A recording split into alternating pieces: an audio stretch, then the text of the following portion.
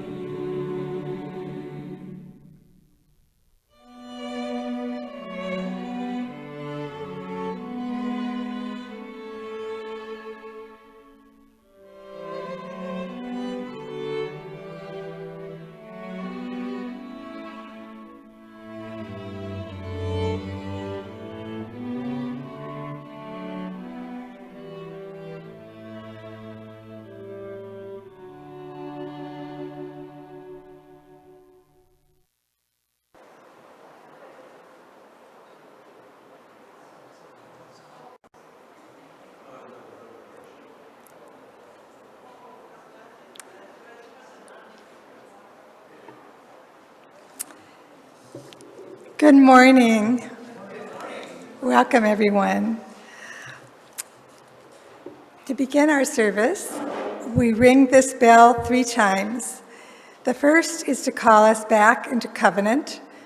We are on the unceded land of the Muwekma tribe of the Ohlone people. They were killed, displaced, colonized, and land taken. Now they struggle to regain their land as well as to find ways to keep their heritage alive. Everything we do to restore their rights, equality, and sovereignty is working our way back into covenant.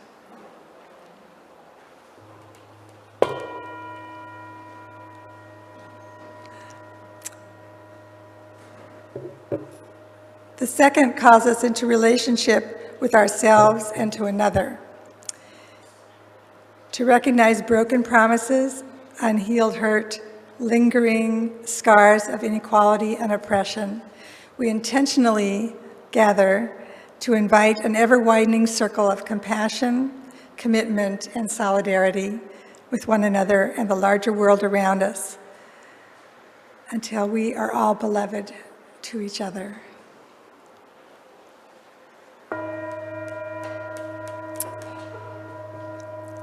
And the third calls us into relationship with our children and our children's children out to the 7th generation, helping us to realize that what we do now or what we fail to do will be felt by those who come after us.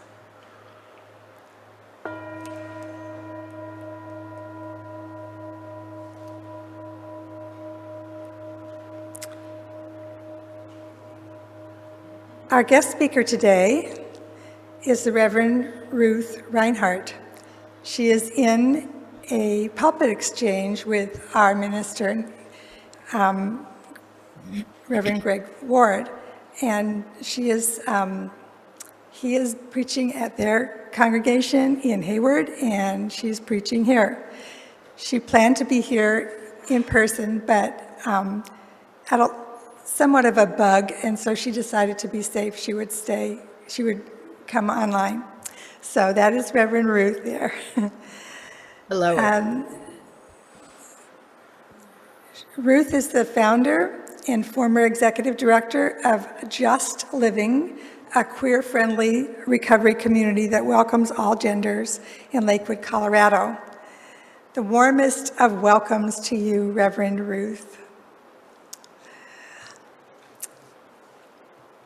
Into this home, we bring our hunger for awakening. We bring compassionate hearts and a willing towards justice. Into this home, we bring a courage to walk on after hard losses. Into this home, we bring our joy and our gratitude for ordinary blessings. By our gathering, we bless this place. In its shelter, we know ourselves to be blessed. Come, let us worship together this morning. And we'll begin with our chalice lighting. So please join me with reciting these words of our chalice lighting together. We light this chalice to remind ourselves to be all people kindly, because we are all one family. To take good care of the earth because it is our home, and to live lives full of goodness and love because that is how we'll become the best people we can be.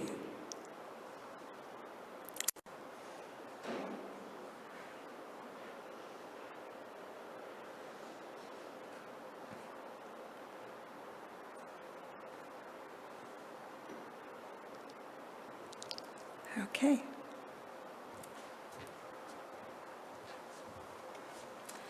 Good morning, everyone.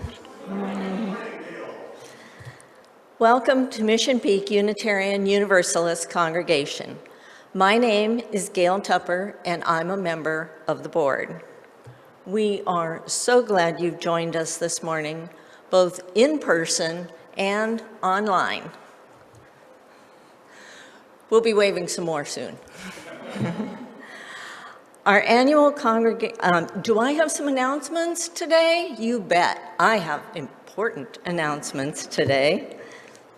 Our annual congregational meeting will be next Sunday, June 4th, immediately after the service. The details and agenda were sent out in a constant contact email to all members on May 21st. We need a quorum of voting members, so please plan to attend either in person or via Zoom. There will be a number of items to vote on during the meeting. Information to get an absentee ballot, which must be turned in as a signed hard copy, is in the constant comment email. But please remember, an absentee ballot does not count towards our quorum, so please do plan to attend, if at all possible. Now, related to our annual meeting and voting, yay, we now have a complete, engaged, enthusiastic, and most excellent slate of leaders for the 2023-24 year for you to vote on. Yes, that includes for president, Beth Schaefer. Yay. Any of you who are on the slate for board, leadership development, or committee on ministry, please wave so everyone can see you. Thank you, thank you. Everyone else, please wave back in thanks to those who have so willingly stepped up for these positions. A brief comment about our canvas and pledges. There are a few members who we have not heard back from. If you have a pending email from Valerie Stewart, please respond so that we can have that data for our final budget. Thank you. There is a Juneteenth celebration in Milpitas on Saturday, June 17th. We had a grand time last year with Juneteenth here. So this year it will be in Milpitas. And Allison can tell you lots more about it because she's been a key person regarding that. Don't forget to join our Facebook page and share information about our services and anything else you find engaging to increase our outreach to our community. We continue to need more folks to help sign up with our Sunday services setup, aesthetics, and greeting. It really is a great way to connect with more people here and an incentive to come in person as part of our service to our community. So please sign up to do this at least once a month or even more to spread these activities out among more people. And for those in person, please remember to silence your electronic devices. Okay, that's the last for our long set of announcements for today. Our Unitarian Universalism is a radically inclusive, open-minded, and open-hearted faith. We are people who are coming at truth from different paths. If you're our guest for the first time, we welcome you. Welcome. Here's some information about how our hybrid services work. We use chat in Zoom or on our book over near the welcome table to share joys and concerns, personal milestones of importance, which will then be read aloud during the service. We also have a social hour after the service to visit with one another in breakout rooms or here on our patio. The worship host will give you more information about this immediately after the service. And then we will shortly put a link to our weekly newsletter in the chat so you can see the events coming up. We encourage you to join anything that speaks to you. We also put our welcome email to request a newsletter or other information be sent to you. And let's end by asking everyone in Zoomlandia to show your screens. Now you on Zoom and everyone in Cole Hall can wave to one another and feel the joy of being one large beloved community. Yay, hello everyone. Welcome, and thank you to our dear members and friends near and far. We are so glad to be together today. Thank you.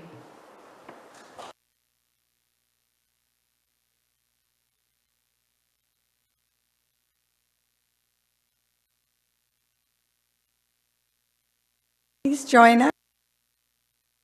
The welcoming hymn, number 27.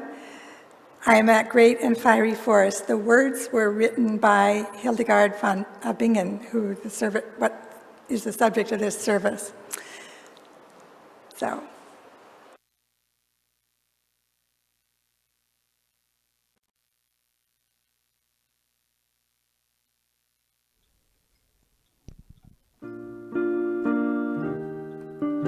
Where I breathe, there is no death, and meadows glow with beauties rife. I am in all the Spirit's breath, the thundering word, for I am life. I am that great and fiery force, sparkling in everything that lives, in the shining of the river's course, in the greening grass that glory gives. I shine in glitter on the sea and far, and where I breathe there is no death. And in burning sun, in the moon and stars, in unseen wind, in verdant trees, I breathe within, both near and far. And where those glow with beauty, I am life.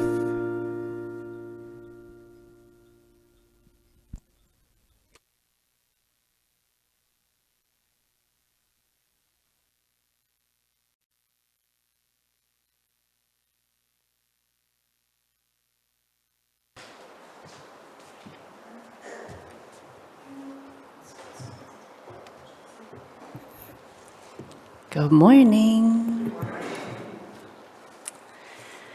We have a story today for you, brought to us by Reverend Ruth. Thank you. It's called Yana Listens, and it's from a book called A Children's Herbal Adventure. It's by Nina Judith Katz, and helping me here today is Naomi. Thanks for coming. She's going to read two parts. So, once there was a child named Yana. Yana enjoyed playing with her friends and running outside, but most of all, she liked activities that let her daydream and listen to her own thoughts.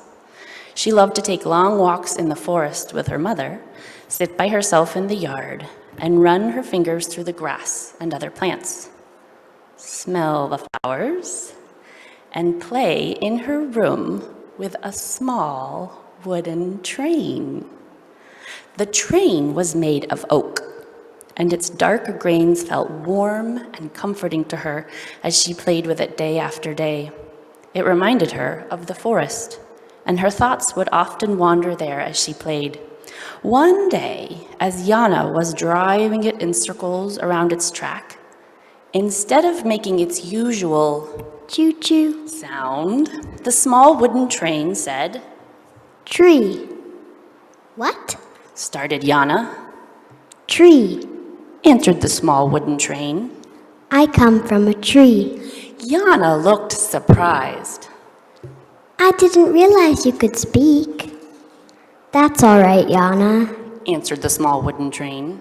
"I didn't realize you could listen." "I'm glad you started talking. Now we'll really be able to play together, and you can be my friend. I'd like you to plant some extra trees for me. You could plant 1 or 2 in your yard. Also, you could plant a small tree in a big pot in this room, and then I could talk to it when you weren't home. Well, said Yana thoughtfully. I can certainly talk to Mama about planting a couple trees. Will you help me learn to understand tree talk? The small wooden train answered. If you really want me to, I can help you learn to listen more strongly. If you listen well enough, you'll start to understand. It's not so much a different language as a different level of listening. To listen very strongly, you must grow so quiet within yourself that you barely hear your own thoughts. When they come up, you just notice that they came from you, so that you don't mistake them for anybody else's thoughts or words. You breathe deeply and slowly, letting your belly expand and then your chest, just as if you were in the forest. You let your whole body take in your breath and grow open and quiet. Your feet sink into the ground as if growing tree roots. Then you open your mind and spirit to be willing to hear what you may not expect, to take in thoughts that may even contradict what you think or want. So Yana and the small wooden train went on an adventure learning to listen. She was able to listen to many plants. There was an apple tree who she was able to listen to, and she learned that to hear a tree talking, you have to be very, very quiet, even inside your own mind.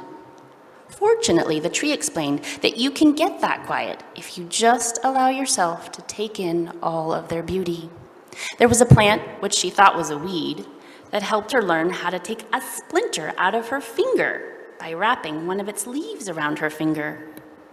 Yana and her mother later learned it was called plantain major, and it treats all kinds of skin problems, heals deep cuts. She found plants growing in her yard, dandelions and purslane, which explained to her that their leaves would make a good salad. She told her mother, I never knew salad could taste so alive. It's almost as if the plants talk through their taste. On a trip to the nearby forest with her mother, Yana discovered that plants called nettles could sting, but could also be picked with bare hands by acting very firm, careful, and deliberate. Her mother found a book that explained that nettles were good for tea, soup, and stir-fries, and that they were said to be a tonic. By listening, she learned about companion planting, in which a gardener plants vegetables right next to certain herbs and flowers that can protect them from specific pests that go after those vegetables. This knowledge led her to launch a successful campaign to convince her neighbors not to spray with pesticides or herbicides. After her victory, Yana felt warm inside and knew the plants and the small wooden train were smiling at her. She had learned so much by listening.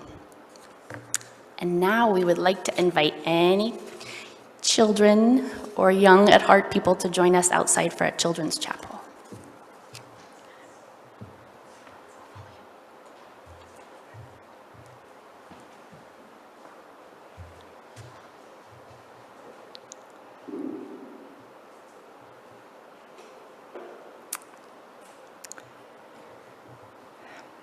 We take up a collection on Sundays for the simple reason that our purpose in gathering is for more than just ourselves. We want to make sure that the ministries that we need, the ones that infuse worth and dignity into ourselves and our children, our youth, our programs, our learning, our leadership, and our ministries of anti-oppression and our work in the larger world are in a place to meet the needs of others. We hope you will make a contribution towards these worthy causes by mailing your check to Mission Peak UU congregation at one of the addresses on the screen. You can also use the bill pay option in your online banking or drop your check into the Mission Peak mail slot at the end of the building, or you could pay online or with a credit card. Thank you for supporting and sustaining the efforts of and members of our friends, our staff, and our members. Your contributions make loving, learning, and leadership more possible. Thank you.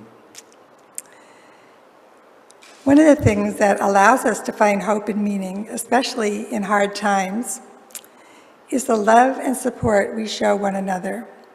If you have a joy or a concern that by sharing with this caring community might bring the brief encouragement or resilience that you're needing, please write it now in the chat. If you are here in person and would like to place a stone for joy or a concern, you may do so while the music plays. If your need is more personal, you can also send an email to our Minister Greg Ward or to me, Reverend Barbara Myers, for a follow-up conversation.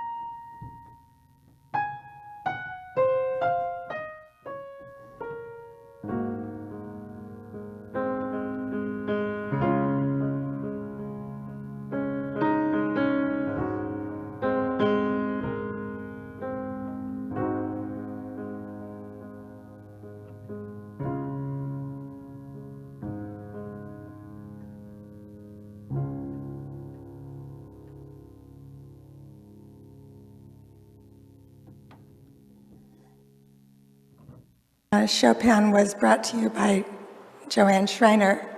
Beautiful. So these are the joys and concerns that have been written in the book. A joy from Steve and Kathy Walcave. Today is their 40th wedding anniversary. So,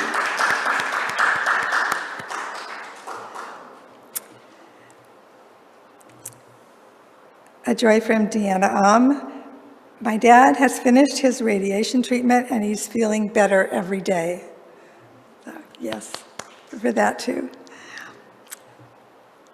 And a joy/sorrow from Allison McDonald and Graham Bell. Our son Douglas and his wife Gillian found a place to live in Monterey and are moving out this weekend. We're happy for them and we will miss them. So they've been, I guess they're staying with Allison and Graham. And a joy from Valerie. Congratulations to Lisa and Izzy Newstrom. They're moving into their new house in Niles this weekend with the help of family and friends. So, yes, I know, I think they're out on the Children's Chapel right now, but say congratulations to them anyway. So, those that are shared in the chat, Julie says, I'm thrilled that Beth will be our new president. We have a wonderful board and committees, and it's a beautiful day. So, yes. A joy from David Lefcourt. It's a joy to be on vacation at the lake this week. Boy, did I need this break from work. So, yes, I'm glad that you have that time to rest and recuperate. Joy from, or thoughts from Shauna Pickett Gordon. I'll ask for healing thoughts for my friend Mariana, who's recovering from long and hard surgery and is awaiting the lab reports. So yes, keep our thoughts with you and your friend Mariana. David Lefcourt says, happy anniversary to my sister Lisa and her hubby Doug. I believe it's 22 years. So a couple of different anniversaries today. And Shauna Pickett Gordon says, a joy for Joanne's beautiful Chopin and her and Nudi's inspiring music together. So they're bringing their, Nudi Van Hoven and Joanne Schreiner are responsible for the music today, and that's what you heard. And let's see, finally, one last stone for all of those joys and sorrows that are, yes, too tender to be kept in your heart.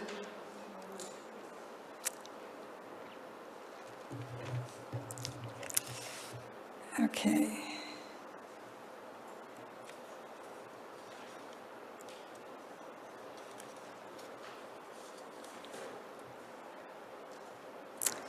All right.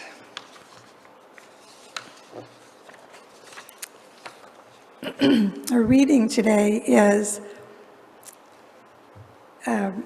called Fire of the Spirit, and it's been adapted by something written by Hildegard of Bingen.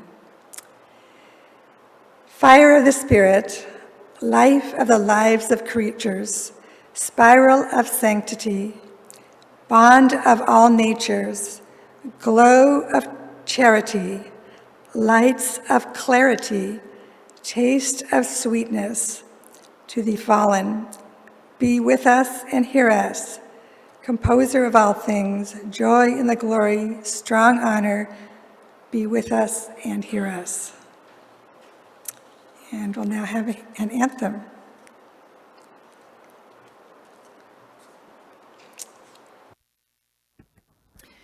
Greetings, everyone. I'm so glad to be here with you today. Hildegard sings, I am that great and fiery force. She has nourished me spiritually for decades. I offer this song of hers, Sapientia, perhaps even with a frog in my throat. I will say, I prayed to Hildegard this morning that I might honor her today. And I wonder if I could just get a B flat from that piano.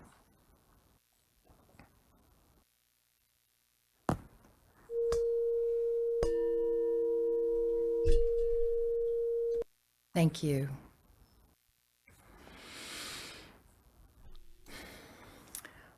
Oh, oh,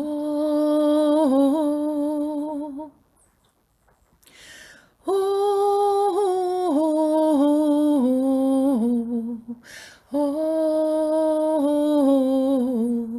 oh,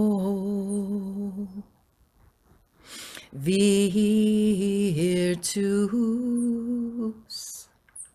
sapientiae quae circuiens circuisti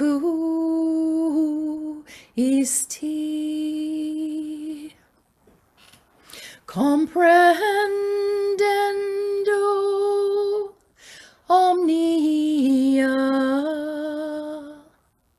in una via que habet vitam. Tres alas habens Quarun una in altun volat et altera de terra sudat.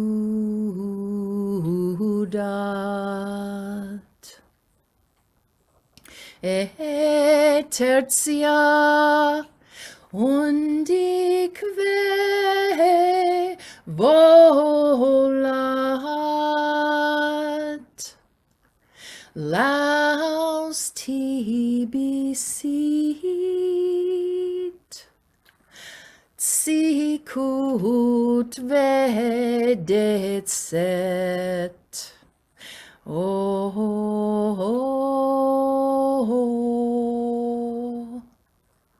sapiencia.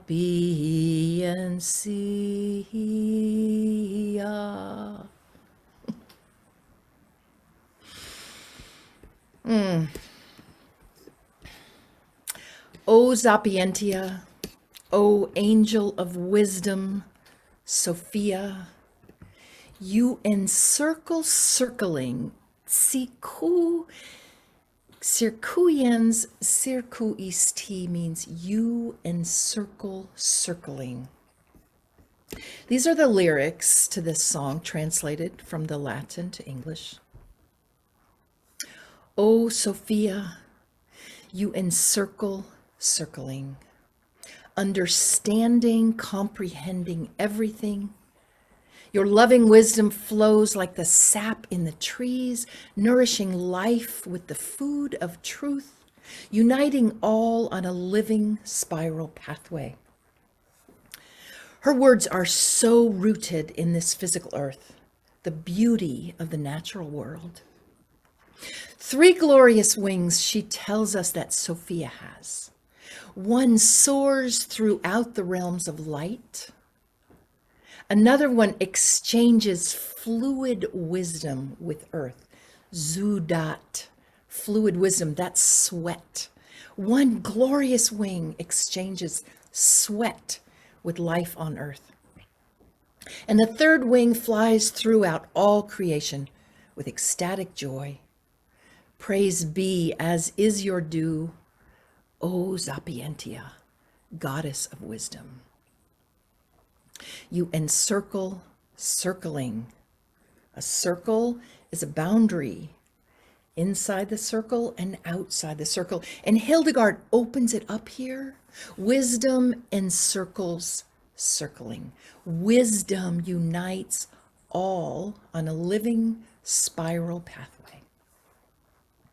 So we will be looking at the circle motif today in the visions of Hildegard and in Unitarian Universalism. What is inside the circle? My relationship with Hildegard of Bingen began in 1994. I knew nothing about her, but I heard this quote. Underneath all the texts, all the sacred psalms and canticles, these watery varieties of sounds and silences, terrifying, mysterious, whirling, and sometimes gestating and gentle, must somehow be felt in the pulse, ebb, and flow of the music that sings in me. My new song must float like a feather on the breath of God. I was taken by this vibrational and musical religious ecstasy. I built a web page about her in 1994. And that tells you a couple of things. Maybe it tells you how old I am. Maybe it tells you that I'm an early adopter of technology and the internet. And that I have now been in relationship almost 30 years with Hildegard of Bingen. I sang in the 1990s in Austin with the Hildy Girls, a community of spiritual healing through the music of Hildegard. That is where I learned to sing Sapientia, and I continue to be moved by the theology of that song today. It was in Hildy Girls that I learned how healing music is. I mean, I knew this, but I think it's one of the reasons that being part of a religious community is literally healthy for us. Studies bear this out. Members of religious communities live longer. We are happier and healthier. I think singing together every week is part of this. Our internal organs are bathed in harmonies, in vibrations. Our chests and torsos open up. Singing together is physically and mentally and spiritually healthy for all of us. I suspect that Hildegard knew this. So who is she? Who is Hildegard of Bingen? 12th century abbess in Prussia, before it was Germany, in a time hostile to women, when the Catholic Church began its requirement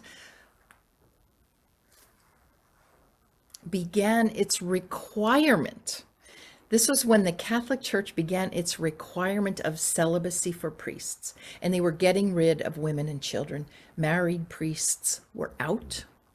One scholar said priests, wives, and children were reduced to the status of slaves for compliant bishops. Waves of heresy were sweeping the church.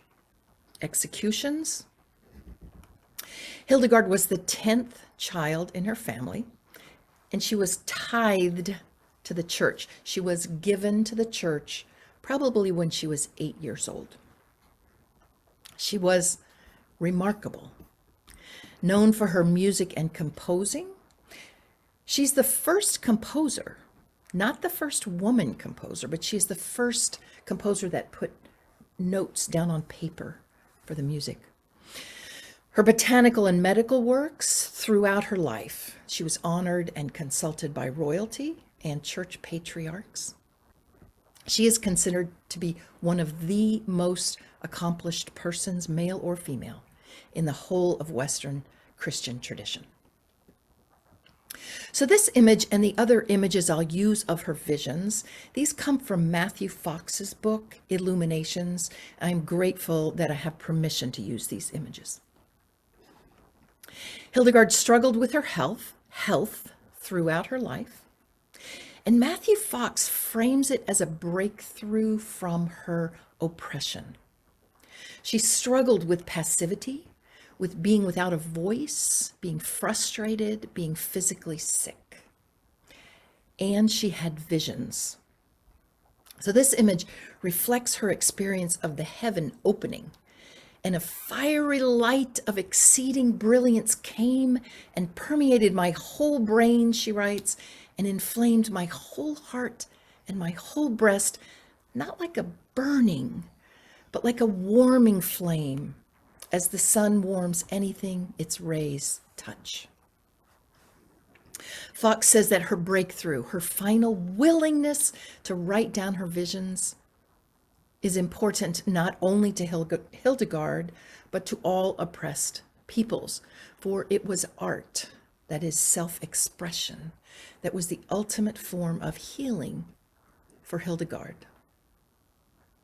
She did not claim ownership of these visions. She believed her head opened up and these visions were put there by God.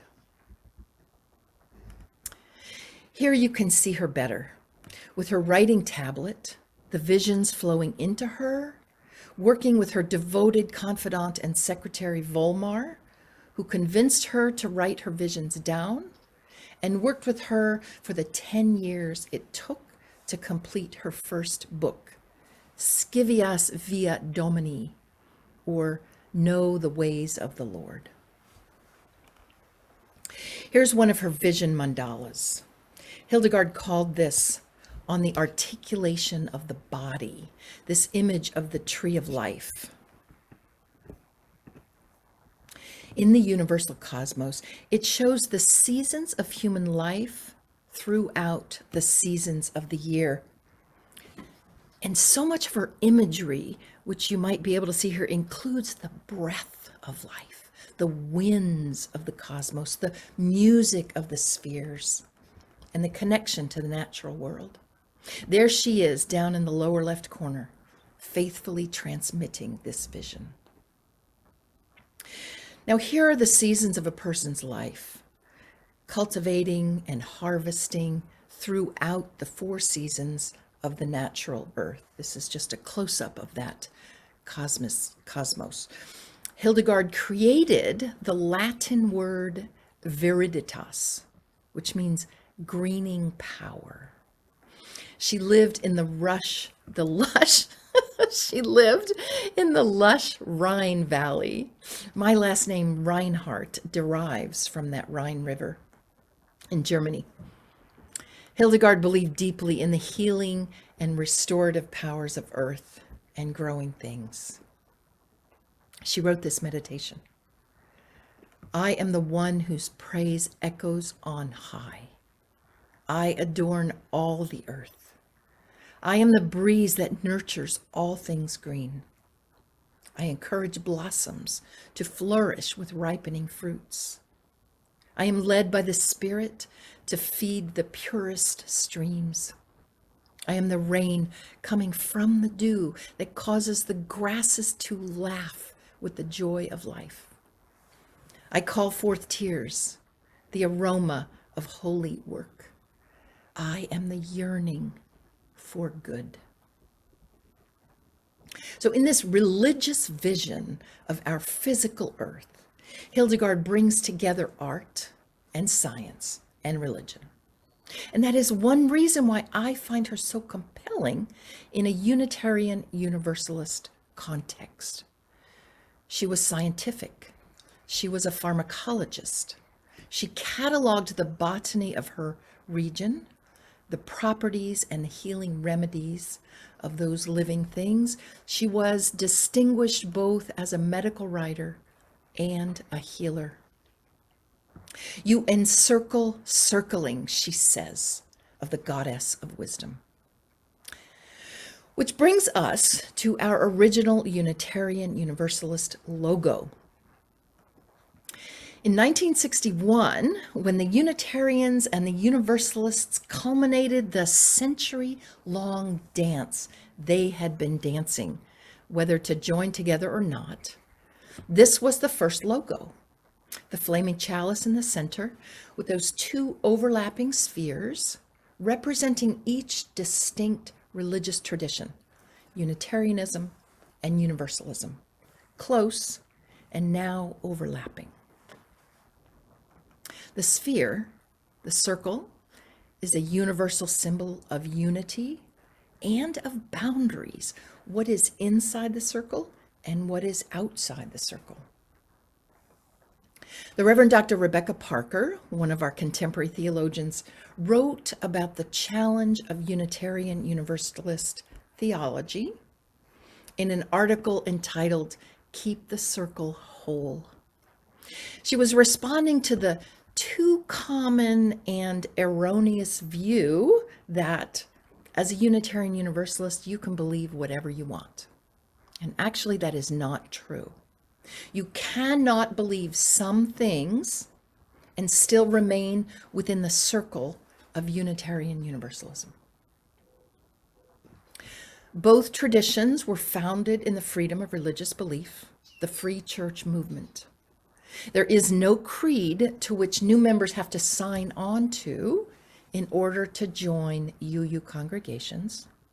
We covenant instead. We make the sacred promise to walk together in religious community. We are not a creedal faith, we are a covenantal faith. And we don't have to think alike to love alike. This phrase is often attributed to Francis David, although he probably did not say it. He was the founder of the Unitarian Church of Transylvania in the 1500s. He died in prison for his heresy because he did not recognize the Trinity of the Catholic Church. But that phrase, we don't have to think alike to love alike, that pretty well says it for us. Here in this room, I'm in the virtual room, and some of you are in the physical room. Right here today, we embody a wide spectrum of religious belief, I suspect. Our hearts might resonate to Hildegard of Bingen, to Carl Sagan, liberal Christians and humanists. We love alike within the walls of Unitarian Universalist sanctuaries. Does that mean we can believe anything? No, it does not. Rebecca Parker sets out 4 things you cannot believe and still legitimately call yourself a Unitarian Universalist. Within our overlapping circles, we do not accept the belief that God is the all-powerful determiner of everything that happens, such as that there is no exercise of human freedom. We do not believe in predestination. What we do, the actions we take, they matter. You cannot hold on to the view that there will be an ultimate separation of the saved from the damned, in which the good are rewarded with eternal bliss and the damned are punished with eternal suffering. Unitarian Universalists believe fervently that all souls are worthy and have inherent dignity. You cannot consider yourself a Unitarian Universalist if you believe that there is one religion that encompasses the exclusive final truth for all times and places. Not even Unitarian Universalism. We know that revelation is not sealed and that ours is a living faith.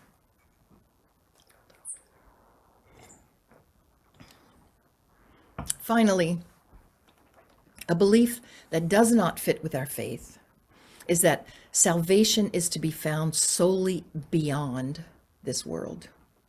We do not believe that. The ultimate is present right here, right now, with salvation in this life. Our actions matter.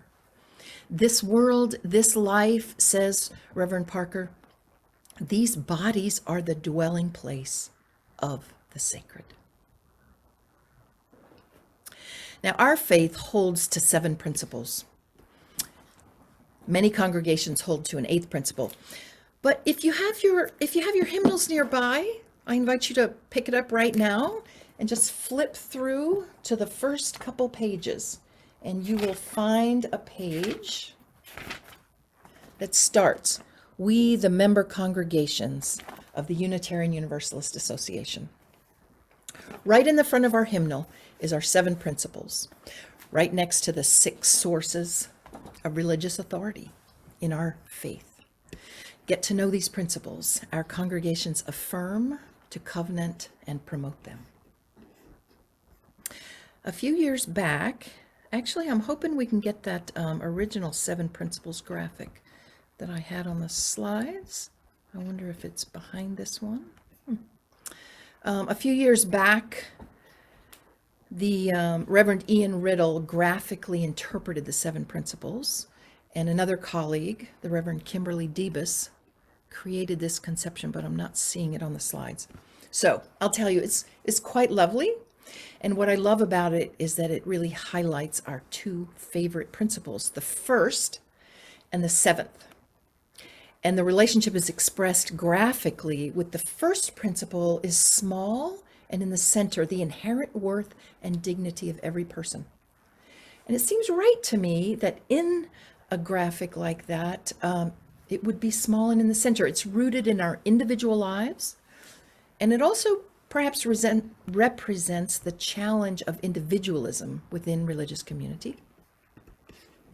In this, it's older now, right, with the Article 2, proposed Article 2 revisions that are coming up. But in the 7 Principles graphic, our beloved 7th principle, respect for the interdependent web of all existence, of which we are a part, that's the outer circle.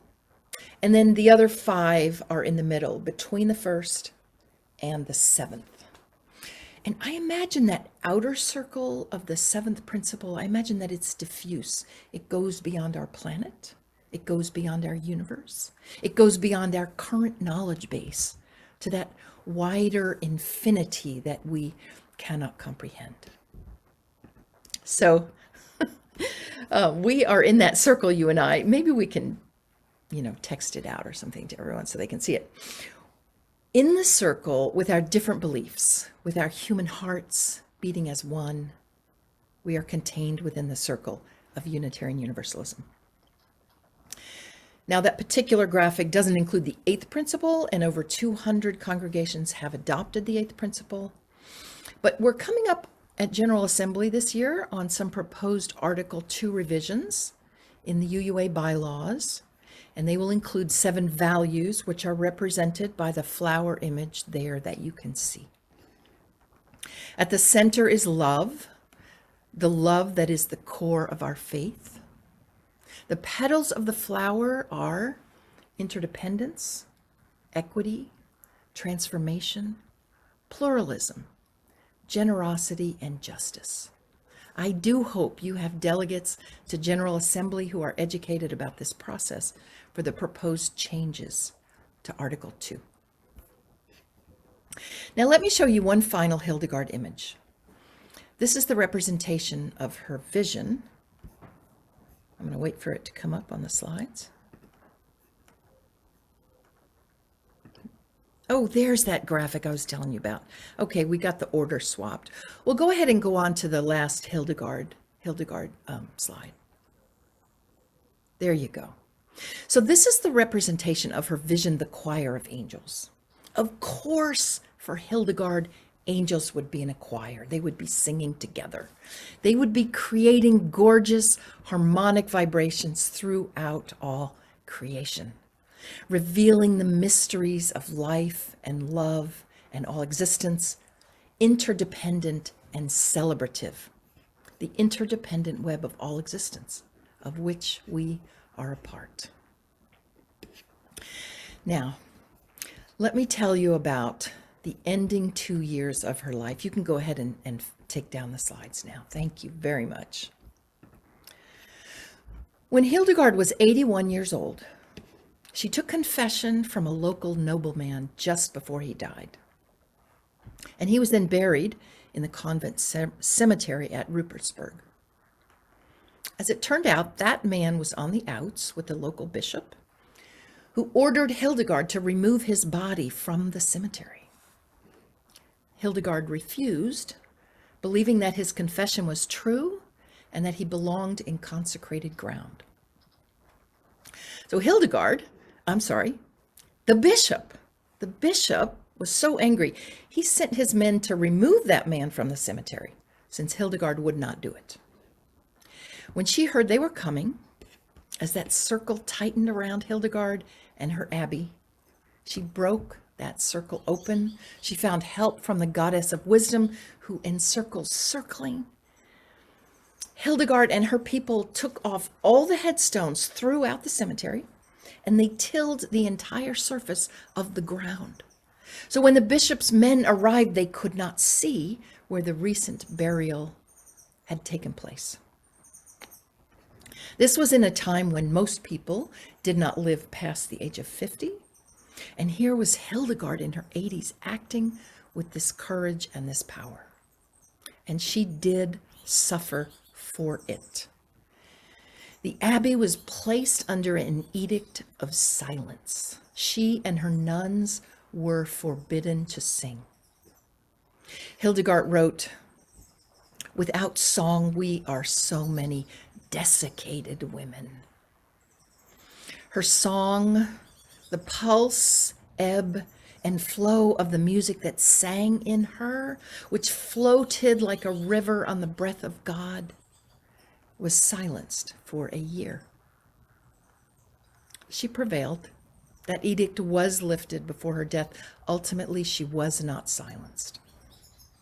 Hildegard is often called a saint. In 2012, Pope Benedict XVI named her a doctor of the church, not quite a saint, but in very good company with other doctors of the church: Augustine, Jerome, Thomas Aquinas, Teresa of Avila. Hildegard encircles circling, uniting all life on a living spiral pathway, and I claim her for Unitarian Universalism. Amen. Namaste, and blessed be.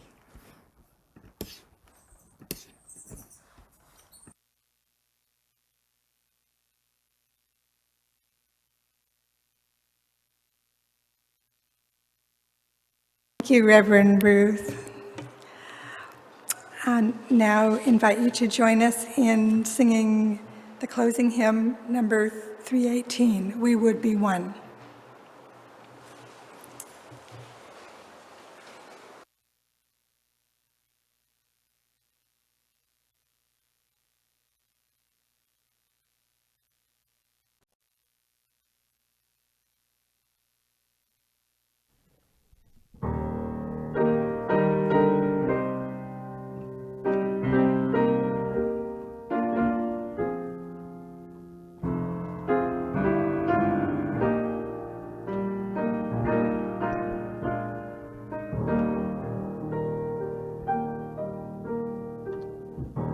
We would be one, as now we join in singing our hymn of love, to pledge ourselves anew to that high cause of greater understanding of who we are and what in us is true.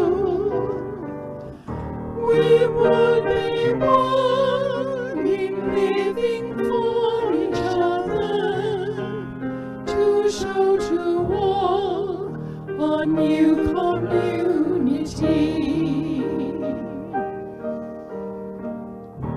We would be one in building for tomorrow a nobler world than we have known today.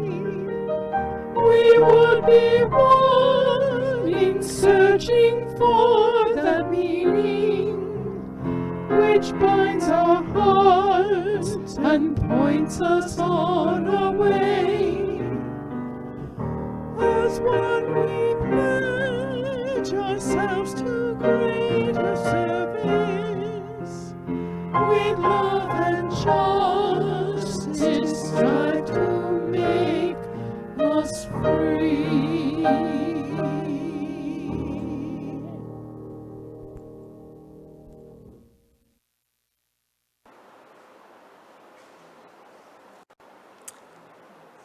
Please join with me in reciting these words to extinguish our chalice. We extinguish this flame but not the light of truth, the warmth of community, or the fire of commitment. These we carry in our hearts until we are together again. Take courage, friends. The way is often hard, the path is never clear, and the stakes are very high. Take courage, for deep down, you know there's another truth. You are not alone. Amen.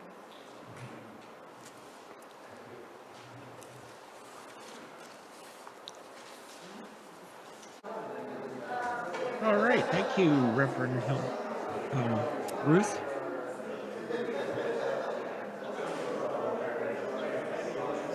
Yes, and I loved being here with you. If I was feeling a bit better, I'd stay more for fellowship. Okay. Yes. You need But to get yourself yes. re-healed, right? Yes, we have our annual meeting. Ours is next week. Okay. Take good care. Thank you so much for having me. All right. Bye-bye now. Bye-bye.